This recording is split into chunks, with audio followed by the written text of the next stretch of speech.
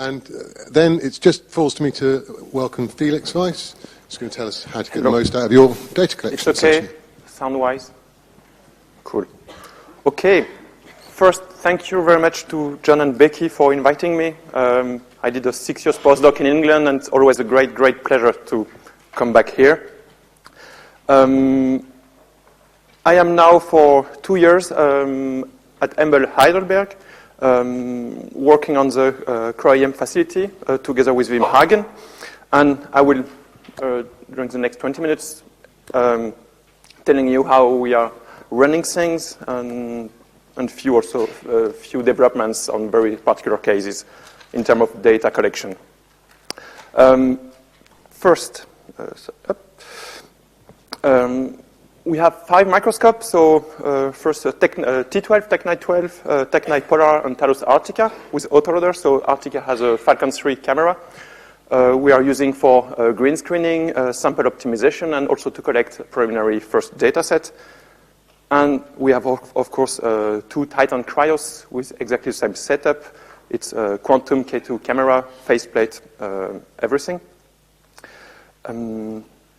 And of course, those Titan cryos are dedicated to high-end data collection. Our main business is, of course, to keep EMBL users happy, all the EM groups and postdocs and students, including also Hamburg and Grenoble outstations, and they do have more and more cryo-EM users. But it has to be noticed that we have 30% of our beam time, mainly for cryos microscope, dedicated for external users, for visitors. People can apply, they have a project, something, they need a few days of acquisition. They can apply, so it's a curated process, and we can do it via INEX, it's free, or we have also our own kind of direct access, service access. And internal or external users, it's more or less the same, 1 grid, 3 days, 4 days of data collection on the cryos. So at EMBL, our main leitmotif is we are really focused on automation, and that's a quote from Wim. And we really think that automation should help to get the maximum out of the microscope and for the user. And of course, it helps to obtain a very high throughput, and in the same time, we also need to take care of keeping a very high quality in terms of images. So, of course, those numbers concern the cryos acquisition using quantum K2 camera. Routinely now, we are more or less running at 150, 200 stacks per hour on the microscope.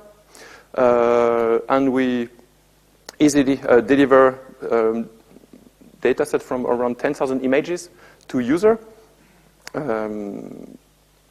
Why so many images? Actually, it's quite normal. If you look at over the last years, most of the papers, if you look at the method in all cryo-EM papers, you can see that actually the map comes from the combination of 2 or 3 data sets, sometimes acquired on 2, 3 different grids, on different microscopes, different days, and I ever saw on different camera modes and stuff. I don't think that's particularly good, and I would say it's better to have one map from 1 grid, 1 data set, you have your 10,000 images, that's it. And I would say if it doesn't work with 10,000 images, it's never going to work. That's, of course, for single particle. And for tomography, so it's not my area, it's not really my cup of tea, that's more Wim's specialty, but he's also optimizing his script, his acquisition script, and for high magnification acquisition for subsequent subtomogram averaging. It can acquire a single tomogram, takes 30 minutes, so we can obtain up to 100 tilt series during a 3-day sessions. So it's quite also good and significant. And of course, the whole idea is we just set up everything on 1 grid, and everything is set up on the first day, on the working day. We start at 9, and 99% of the case, it's running at 4, 5 p.m. It's running for the rest of the session. It can be 2, 3, 4 days. We had also 10 days session already. So that's throughput. What about quality? So that works. So I will now go through a few papers very briefly, showing tomography and single particle that we can obtain very, very good results. mainly from external visitors, and I chose those one in particular because all the people from those papers are actually here today in the audience, so if you have questions, you can ask them. So that's a very famous paper from John Briggs and Florian Schur at the time, during EMBL time, HIV capsid, and as you might know actually, so it's subtomogram, a very high resolution subtomogram averaging, and as you might know, so our Cryos-1 microscope, and the raw data are available on Empire, and it's benchmarking data set for all subtomogram averaging tools and software and so on. More recently, we had also the visit of Giulia Zanetti from London, also for a tomography session, and this was this time via an INEX visit, and she also published a very nice paper last year, I think. And that's also one of the very, very few sub-5 angstrom resolution subtomogram averaging structure available on the EMDB. What about single particles? So that's another apoferritin structure. So that's actually a Vim apoferritin acquired on Cryos-2 1 year ago, 18 months ago. So it's, I would say, it's one of the highest resolution single particle map. It's actually the highest published one. It's in the Reliance 3 paper, used as a test data set. I think it's 1.6, 1.7, 1.6-ish angstrom. What about real samples?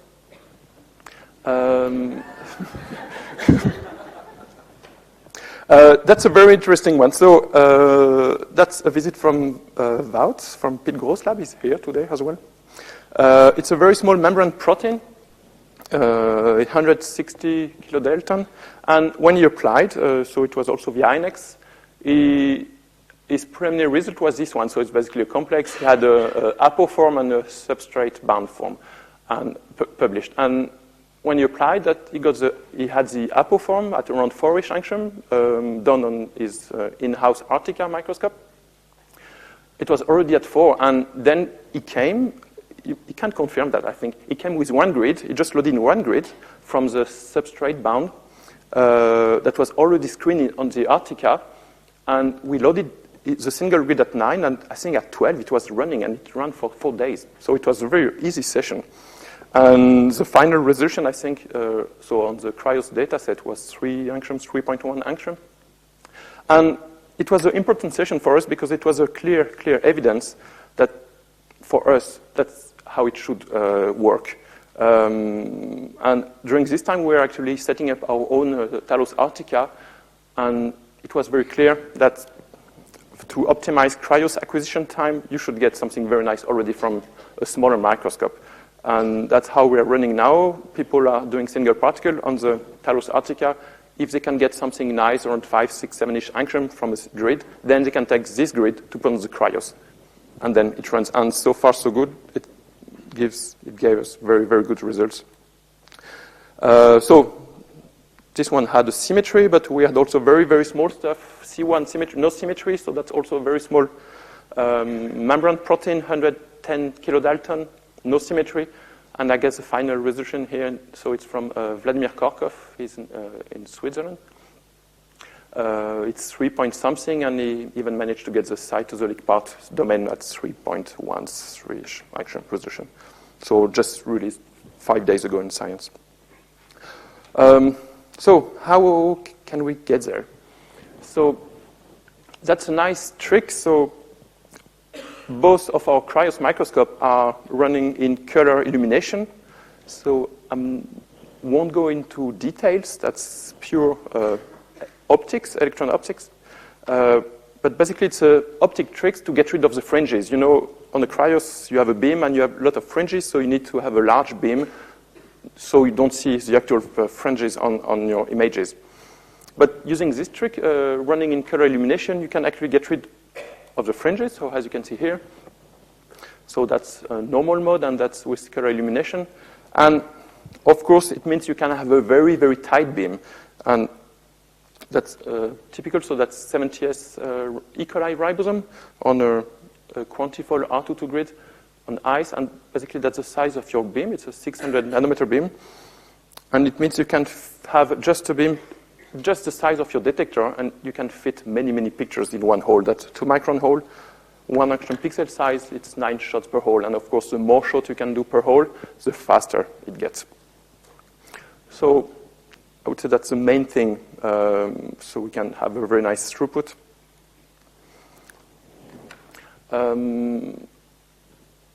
All our microscopes are also running with cryo-EM. So you might know that cryo-EM is developed by David Mastronardi in Colorado. It's basically an integrated user interface that controls both all kind of microscope equipped with all kind of cameras, and you can acquire all kind of data.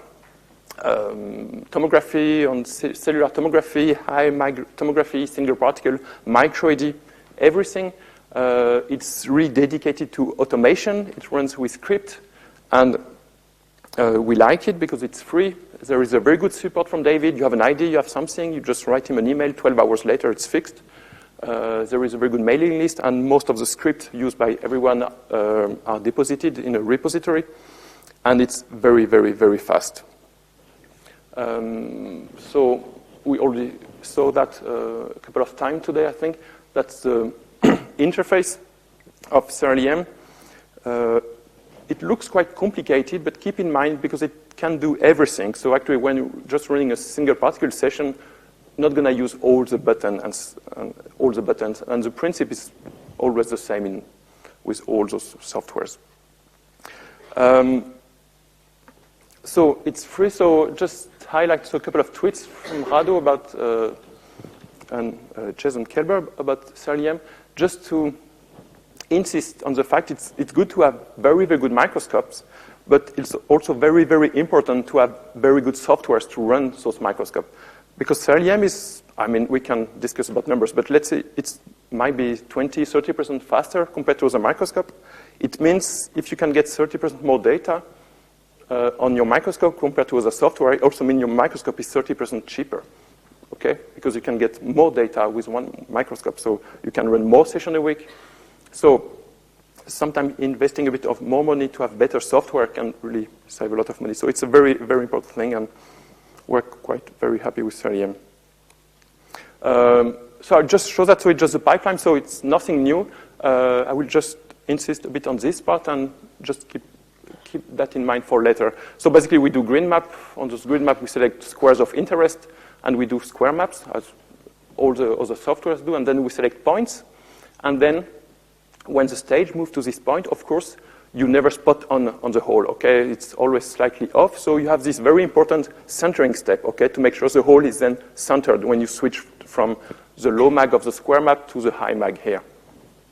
And this centering step is very important because then it allows you to fit your acquisition scheme and obtain your images. So keep in mind this centering step. We'll come back to that a bit later. So as I said, we have cryo-EM on all our microscopes, from T12, Polara, Arctica, Cryos are all running with cryo-EM. It's really helpful because we're only 2 people running everything.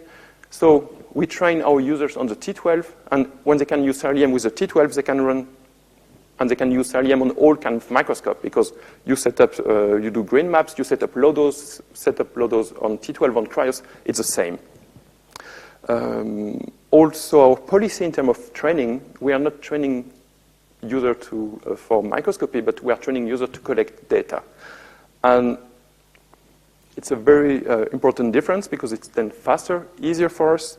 There is what Wim called the alignment ban. I mean, people are not allowed to touch any kind of alignment on the microscope. Okay, you have one alignment file. That's a good one. That's it. The only alignment we are doing, of course, is objective astigmatism, comma-free on the microscope, and we center aperture, and we tune the GIF and the K2 if you use the Cryos. That's it. You don't touch anything else. So it means with kind of simplified setup, together with online wiki. So basically, you have step-by-step every single procedures for the microscope, for single particle, tomography on every microscope. I would say in a couple of days of training, people are more or less independent on the T12. When they can use the T12 on their own, when they switch then to a bigger microscope like Talos Arctica, in 4 hours, they are also independent on the Arctica. And then if they can collect data set on the Arctica, they can easily switch to the cryos. I mean, so it really minimizes training time. And that's quite an important thing, I think, at least for us, because we are quite staff limited at the moment. Okay, so that's already has been mentioned. Of course, dealing with 10,000 image data sets can be a bit complicated. That's why we're also only and mainly using on our Cryos K2 camera, because you have access to LZW compression, so it means it's 7 to 8 times smaller than the actual image before compression. And it means, 3-4 days data set, 10,000 images hardly go beyond 2.5, 3 terabytes. So we don't do any hard drive, we don't stick any external hard drive, transfer everything. Everything is always moved on the fly. And if we have guests, we just send a link and they can download directly from our server their data. So we are not sending hard drive in Europe and everything. We are quite happy also to stop doing that. The other problem with a large data set like those one now with 10,000, and that's also been mentioned a couple of times today, we need new tools to assess the quality of the images, okay, and to follow what's going on. And of course, you can't do that. Just a simple visual inspection of about 10,000 images is not an option anymore. So what we are using at EMBL, actually, we quite like Warp. So it's developed by Dmitry Tegunov in Göttingen. He's a PhD student there. And you might know it, but it's doing on-the-fly pre-processing of the EM data. So it's a very good monitoring tool and also all pre-processing tool. Again, it's free, it's fast. There is support mailing list. And also what we like, it's running on Windows. So we just download it, you double-click on it, and it runs. No fancy library, nothing, just, installation just takes 3 minutes.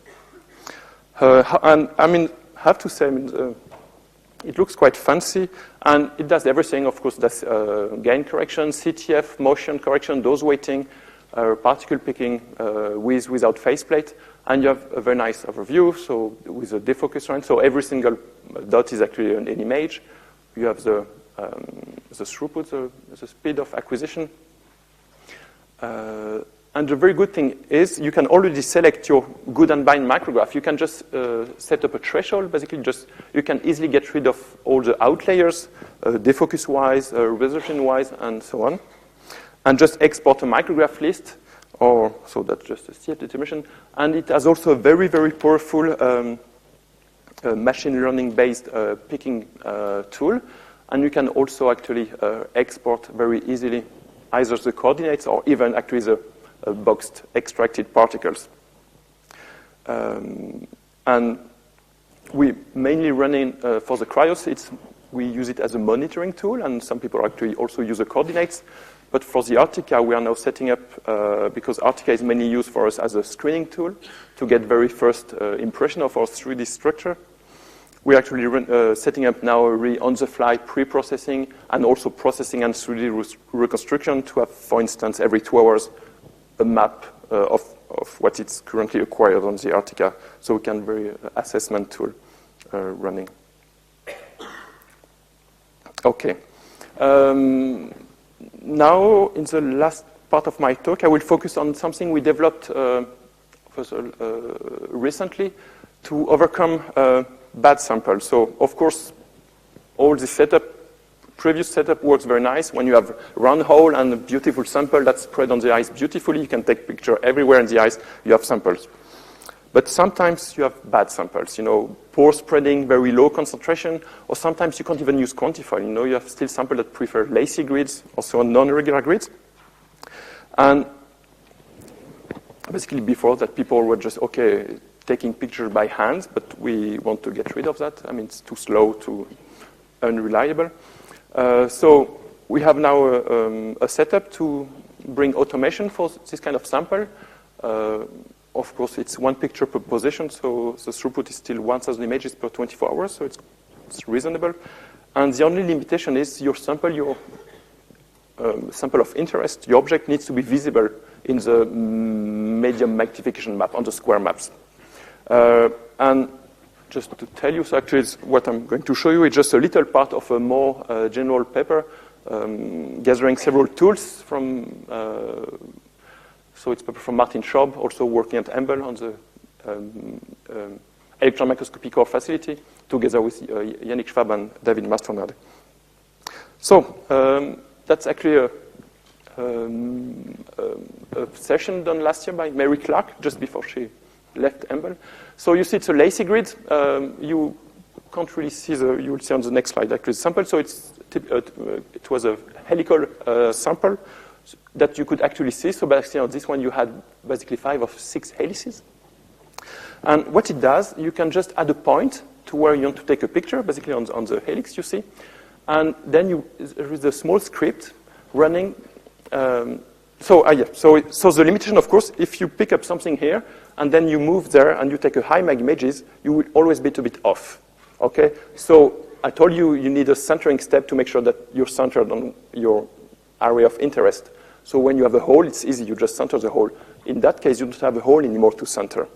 And so, but we can create those kind of virtual maps. So basically, you select your area of interest, and then the script will basically cut out and will create a virtual high mag map of your area just based on square map.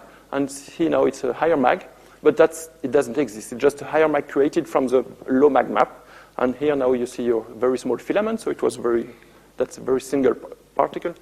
And then you use this virtual map. Then when you take the real image to align, and then you always spot on. So that's real high magnification images, and you see you can have something very isolated, very poor concentration, but you are always spot on. So that's a nice thing. So the main limitation in that case, you really need to click square by square on all the points you want. Okay, if you need 3,000 images, you will need to click 3,000 times. So you could think that's just a waste of time. You're just going to spend 4, 5, 6 hours doing that, and nothing is happening. So what actually we are doing actually to save time and to re-optimize our time. So that's a typical control room. So you have the microscope PC, the Gatan PC with the K2, and with actually CCP-EM is also running on the Gatan PC, and we have the support PC. Just to make the connection with a microscope and outside world. And actually, we're also running CCP-EM on this computer, so it's kind of offline CCP-EM session, but you can still open the maps. So while the microscope is collecting or doing something, you can already start clicking, and you can just set up a couple of squares, start the data collection, and while it's collecting, you can add more position offline while it's collecting. So your microscope is always busy, always doing something, and there is no void time. Another example is actually, that was a guest from Ulm University. It's Marcus Friedrich, so it's amyloid assemblies. And you see it was purified from tissue directly, so sample purification optimization was not an option. I mean, that's how it was. And I mean, you could see them very nicely. And when it came the first time, okay, we say, okay, let's do a brute force approach. We just select as many holes as we can. We do 4, 5 shots per hole and see what happened. So I think we collected very first data set was 3,000 to 4,000 images. And at the end, only 150 images were actually usable. So nothing came out of that. And then we applied with virtual map things. So basically now we just need to click on the filament. I mean, you see them quite nicely. Then you have now this virtual map that will be used to align this particular area. And then you always spot on, and you see that's nice amyloid filaments, and you can already see the beta sheets reflection. And that was instrumental for them. I mean, they got now, so it was just last month. Yes, they just published 2 different structures between 2 and 3 angstrom resolution using this approach to collect data. I mean, they just collected for 3 days, so they had between 2,000 and 3,000 images, but because of the helical symmetry, that's large enough to get very, very high resolution stuff. So very small acknowledgement slide. Of course, I would like to thank my lovely colleague, Wim Hagen. It's always a pleasure to work with him. Thomas Hoffman, who is actually dealing with all the IT for the unit and making sure that all the hardware and software we are using for processing and everything is running perfectly. Martin Schorb for setting up the virtual map stuff. And of course, all the EMBL users and all the guests we had over the last 2 years. And we'll just finish. So EMBL is also scaling up, EM-wise. We started to build a new imaging center. Should open in a couple of years. And it should be full of microscopes. I mean, I don't have the exact numbers, but it's going to be at least 4 cryosys, 4 few Talos Arctica, FIPS-M, just name it, we will have it. Everything. Thank you.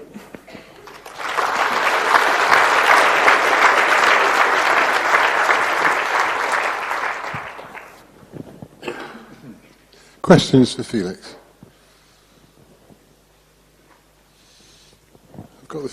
I've got 2 in fact. Yeah.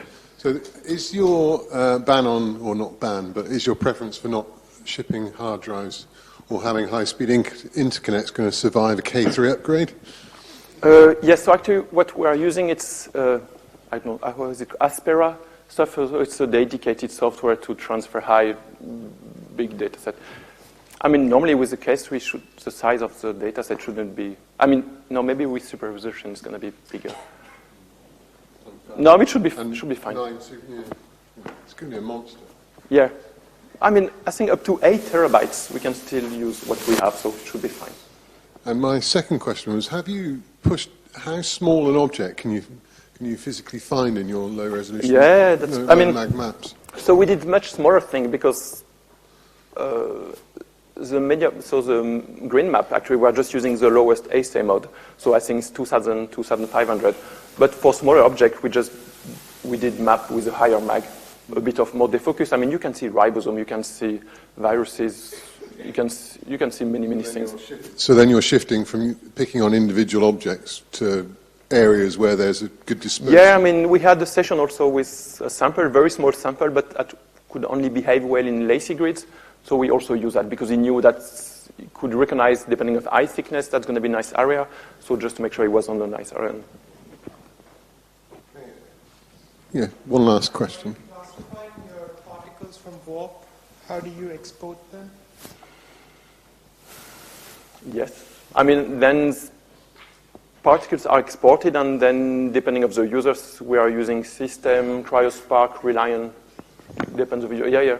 I mean, warp stop at particle extraction, then classification, and you need a new different software.